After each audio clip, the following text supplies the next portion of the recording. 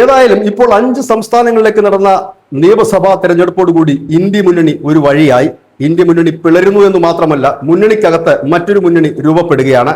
തമിഴ്നാട്ടിൽ വിജയ് ജയിച്ചതോടുകൂടി ഇത്രയും കാലം DMKയുടെ ചിറകിലേറി മുൻപോട്ട് പോയിരുന്ന കോൺഗ്രസും CPM എല്ലാം സ്റ്റാലിനെ തള്ളി വിജയുടെ കൂടെ കൂടി. ഇതോടുകൂടി ഒറ്റപ്പെട്ട സ്റ്റാലിൻ പ്രതികാരത്തിനായി ഇറങ്ങിത്തിരിച്ചു. പിന്നീട് അവിടെ ഇതിനോട് ചേർത്ത് വയ്ക്കപ്പെടേണ്ടത് പശ്ചിമ ബംഗാളിലെ തൃണമൂൽ കോൺഗ്രസ് ആണ്. ഇനി ഇവരുടെയൊക്കെ MP-മാരുടെ എണ്ണം ലോക്സഭയിലേക്ക് കൂടെ നോക്കേണ്ടതായിട്ടുണ്ട്. കോൺഗ്രസ് കഴിഞ്ഞാൽ വളരെ ശക്തമായ പാർട്ടികളാണ് ഇവർ. DMKക്ക് മാത്രം 22 MP-മാരാണ് ലോക്സഭയിലുള്ളത്, രാജ്യസഭയിൽ വേറെയും. പശ്ചിമ ബംഗാളിലാകട്ടെ 29 MP-മാരാണ് മമതയ്ക്കുള്ളത്. ഇവർക്ക് പിന്തുണയുമായി എത്തിയിരിക്കുന്നത് 37 സീറ്റുള്ള സമാജ്വാദി പാർട്ടിയാണ്. ഒപ്പം 4 സീറ്റുള്ള RJD കൂടി ഈ ഗ്രൂപ്പിലേക്ക് എത്തുന്നു.